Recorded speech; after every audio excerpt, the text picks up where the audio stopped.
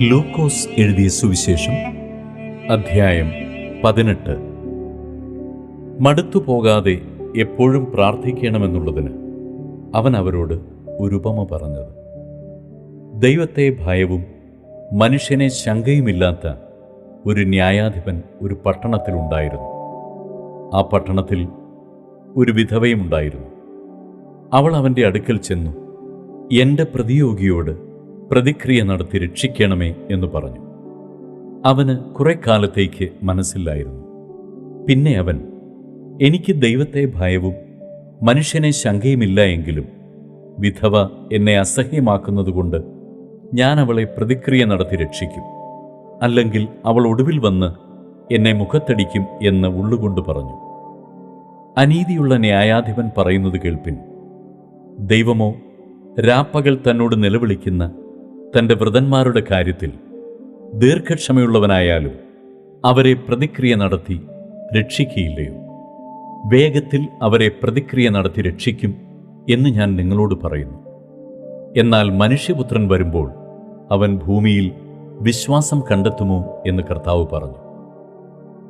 തങ്ങൾ നീതിമാന്മാർ എന്ന് ഉറച്ച് മറ്റുള്ളവരെ ധിക്കരിക്കുന്ന ചിലരെക്കുറിച്ച് അവനൊരു ഉപമ പറഞ്ഞതെന്തെന്നാൽ, 2 മനുഷ്യർ പ്രാർത്ഥിപ്പാൻ ദൈവാലയത്തിൽ പോയി. ഒരുത്തൻ പരീശൻ, മറ്റവൻ ചുങ്കക്കാരൻ.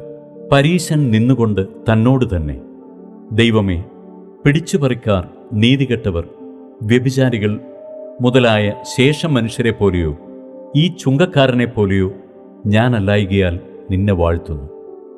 ആഴ്ചയിൽ 2 വട്ടം ഉപവസിക്കുന്നു, നേടുന്നതിലൊക്കെയും പതാരം കൊടുത്തു വരുന്നു എന്നിങ്ങനെ പ്രാർത്ഥിച്ചു.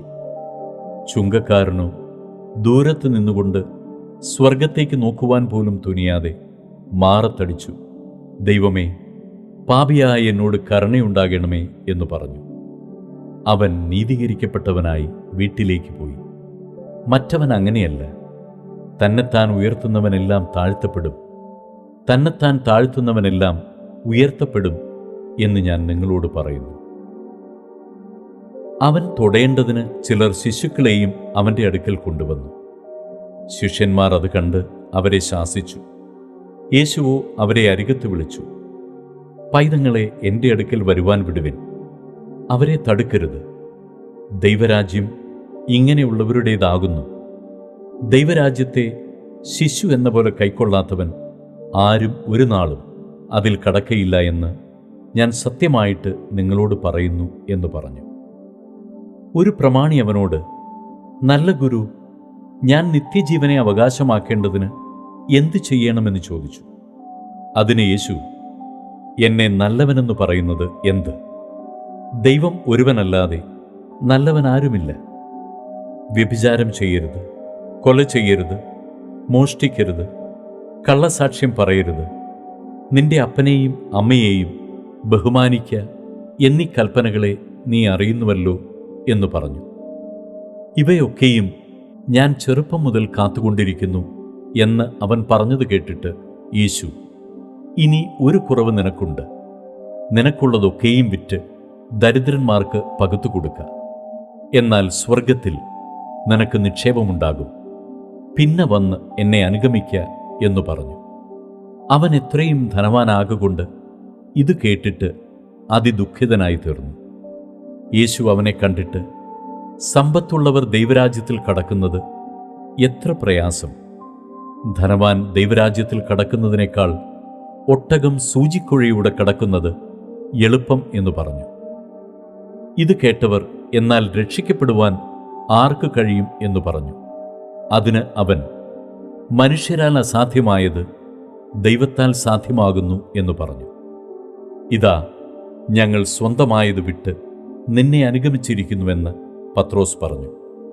യേശു അവരോട്, ദൈവരാജ്യം നിമിത്തം വീടോ ഭാര്യയെയോ സഹോദരന്മാരെയോ അമ്മയപ്പന്മാരെയോ മക്കളെയോ വിട്ടുകളഞ്ഞിട്ട് ഈ കാലത്തിൽ തന്നെ പല മടങ്ങായും വരുവാനുള്ള ലോകത്തിൽ നിത്യജീവനെയും പ്രാപിക്കാത്തവൻ ആരുമില്ല എന്ന് ഞാൻ സത്യമായിട്ട് നിങ്ങളോട് പറയുന്നു എന്ന് പറഞ്ഞു. അനന്തരം അവൻ 12 കൂട്ടിക്കൊണ്ട് അവരോട്, ഇതാ, നാം യെരൂശലേമിലേക്ക് പോകുന്നു. മനുഷ്യപുത്രനെക്കുറിച്ച് പ്രവാചകന്മാർ എഴുതിയിരിക്കുന്നത് എല്ലാം നിവൃത്തിയാകും. അവനെ ജാതികൾക്ക് ഏൽപ്പിച്ചു കൊടുക്കുകയും അവർ അവനെ പരിഹസിച്ച് അവമാനിച്ച് തുപ്പി തല്ലിയിട്ട് കൊല്ലുകയും 3-ാം നാൾ അവൻ ഉയർത്തെഴുന്നേൽക്കുകയും ചെയ്യും എന്ന് പറഞ്ഞു. അവരോ ഇതൊന്നും ഗ്രഹിച്ചില്ല.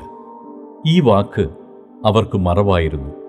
പറഞ്ഞത് അവർ തിരിച്ചറിഞ്ഞതുമില്ല. അവൻ എരിഹോവിന് അടുത്തപ്പോൾ ഒരു കുരുടൻ ഇരന്നുകൊണ്ട് വഴിയരികെ ഇരുന്നിരുന്നു. പുരുഷാരം കടന്നു പോകുന്നത് കേട്ടു. ഇതെന്ത് എന്നവൻ ചോദിച്ചു. നസറായനായ യേശു കടന്നു പോകുന്നുവെന്ന് അവർ അവനോട് അറിയിച്ചു. അപ്പോൾ അവൻ, യേശുവേ, ദാവീദ് പുത്ര, എന്നോട് കരുണ തോന്നേണമേ എന്ന് നിലവിളിച്ചു.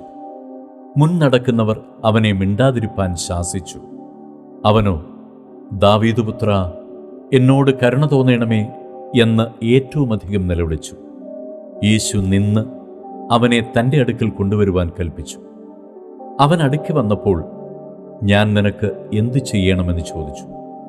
കർത്താവേ, എനിക്ക് കാഴ്ച കിട്ടണമെന്ന് അവൻ പറഞ്ഞു. യേശു അവനോട്, കാഴ്ച പ്രാപിക്ക, നിന്റെ വിശ്വാസം നിന്നെ രക്ഷിച്ചിരിക്കുന്നു എന്ന് പറഞ്ഞു. ക്ഷണത്തിൽ അവൻ കാഴ്ച പ്രാപിച്ചു. ദൈവത്തെ മഹത്വീകരിച്ചും കൊണ്ട് അവനെ അനുഗമിച്ചു. ജനം എല്ലാം കണ്ടിട്ട് ദൈവത്തിന് പുകഴ്ച കൊടുത്തു.